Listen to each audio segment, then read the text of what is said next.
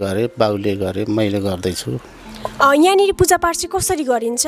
यहाँको पूजापाठ मङ्गलबार र शनिबार चाहिँ बलि पूजा गरिन्छ। औँसी र एकादशी पऱ्यो भने गरिँदैन। अनि अन्य अब पाठ पूजा गर्ने रुद्री लगाउने चाहिँ जुरेको दिन चाहिँ आइतबार र बुधबार बाहेक अरू कोरी पूजा गर्छ। अनि औँसी पूर्णे पञ्चमी सङ्क्रान्तिमा चाहिँ कोरी पूजा गरिन्छ। हजुर, बलि पूजा चाहिँ के गरिन्छ? परेवा र पाठी। अनि कोरी पूजामा चाहिँ धुप अक्षता।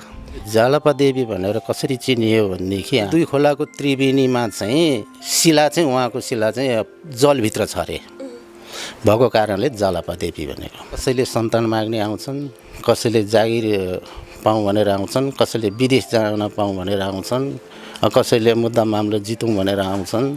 अब यस्ता चाहिँ धेरै कुराहरू अब उहाँहरूले इच्छा लागेका कुराहरू माग्न आउनुहुन्छ।